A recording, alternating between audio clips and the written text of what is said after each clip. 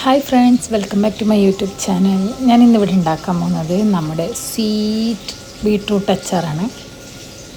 നമ്മുടെ ഡേറ്റ്സ് വെച്ചിട്ടുണ്ടാക്കുന്ന, നമ്മുടെ കല്യാണ വീട്ടിലെല്ലാം അധികം കാണുന്ന ഒരു അച്ചാറാണ്.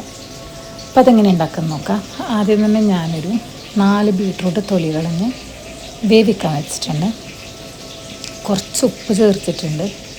അങ്ങനെ ഫസ്റ്റ് നോക്കിയപ്പോൾ അത് അത്ര വെന്തിട്ടുണ്ടായിട്ടില്ല. വീണ്ടും അത് ഞാൻ പൊത്തി വെച്ച് നന്നായി കുക്ക് ചെയ്തെടുത്തിട്ടുണ്ട്.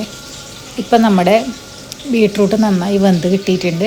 ഇനി നമുക്കിതൊരു വേറെ പാത്രത്തിലേക്ക് മാറ്റി ഇതിന് ചൂടൊന്ന് ആറിക്കിട്ടാൻ വേണ്ടിയിട്ട് വെയിറ്റ് ചെയ്യാം. അതിനുശേഷം നമ്മളിത് മിക്സിയിലിട്ട് നല്ല പേസ്റ്റ് രൂപത്തിൽ അടിക്കുകയാണ്. അപ്പോൾ അതിന് മുന്നേ നമ്മൾ കുറച്ച് ഈത്തപ്പഴം നല്ല ചൂടുവെള്ളത്തിൽ, തിളച്ച ചൂടുവെള്ളത്തിലിട്ടിട്ട് കുതിർത്ത് വെച്ചിട്ടുണ്ടായിരുന്നു. അതും കൂടി ഇതിലേക്ക് ഇട്ട് കൊടുത്തിട്ട് നമ്മൾ നല്ല പേസ്റ്റായിട്ട് അരച്ചെടുക്കണം. അതിനുശേഷം ഞാനൊരു പാൻ വെച്ചിട്ടുണ്ട്. ആ പാനിലേക്ക് നല്ലെണ്ണ ഒഴിക്കുക. ആ എണ്ണ ചൂടായതിനു ശേഷം നമുക്കിതിലേക്ക് കുറച്ച് കടുക് ഇട്ട് കൊടുക്കാം. അതിനുശേഷം കുറച്ച് ഉലുവയും കൂടി ചേർത്ത് ഇത് പൊട്ടുന്നവരെ വെയിറ്റ് ചെയ്യുക. അതിനുശേഷം ഞാൻ ഇതിലേക്ക് ഇഞ്ചി, വെളുത്തുള്ളി, പച്ചമുളക്, കറിവേപ്പില ചേർത്ത് കൊടുക്കുകയാണ്. വെളുത്തുള്ളി കുറച്ചധികം തന്നെ ഞാൻ ചേർത്ത് കൊടുക്കുന്നുണ്ട്, കാരണം വെളുത്തുള്ളി അച്ചാറിൽ നല്ല ടേസ്റ്റാണ്.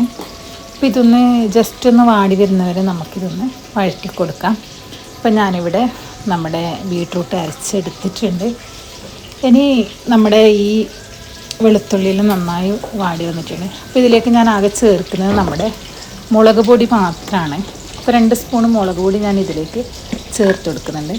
ഇതിൻ്റെ പച്ചക്കുത്ത് മാറുന്നവരെ നമുക്കൊന്ന് ഇത് നന്നായിട്ട് ഇളക്കി കൊടുക്കാം. അതിനുശേഷം ഞാനിതിലേക്ക് നമ്മുടെ ബീട്രൂട്ടും ഈന്തപ്പഴം മിക്സിയിലടിച്ചതും കൂടി ഇതിലേക്ക് ചേർത്ത് കൊടുക്കുന്നുണ്ട്. അങ്ങനെ ഇത് ചേർത്ത് കൊടുത്തിട്ട് അപ്പോൾ നമുക്ക് നന്നായിട്ടൊന്നിത് ഇളക്കി കൊടുക്കണം. നമ്മുടെ ആ മസാലയെല്ലാം നമ്മുടെ ഈ ബീട്രൂട്ടിലേക്ക് നന്നായിട്ട് എത്തുന്നത് വരെ ഞാനിത് നന്നായി ഇളക്കി കൊടുത്തിട്ടുണ്ട്. അതിനുശേഷം നമ്മുടെ അച്ചാറിലേക്ക് വേണ്ട ഉപ്പ് ചേർത്ത് കൊടുക്കുക ഇതിലേക്ക്. അപ്പോൾ നമ്മുടെ ബീട്രൂട്ട് വേവിക്കുന്ന സമയത്ത് ഉപ്പ് ചേർത്ത് കൊടുത്തിന് അതൊക്കെ നോക്കിയിട്ട് വേണം പിന്നെ ഉപ്പ് ചേർത്ത് കൊടുക്കാൻ. അങ്ങനെ നന്നായി ഇളക്കി കൊടുക്കുക. ഇനി ഇതിനൊരു ചെറിയ പുളിക്ക് വേണ്ടിയിട്ട് ഞാനിതിലേക്കൊരു 1/4 ഗ്ലാസ് വിനാഗിരിയും കൂടി ചേർക്കുന്നുണ്ട്. അതും കൂടി ചേർത്തിട്ട് നമുക്കിത് നന്നായി ഇളക്കി കൊടുക്കാം. ഞാൻ ഒരുപാട് ലൂസാക്കുന്നില്ല, കാരണം ഈ അച്ചാർ നമുക്ക് അത്ര ലൂസായിട്ടല്ല ഉണ്ടാവില്ല, നല്ല തിക്കോടെയാണ് ഉണ്ടായാൽ.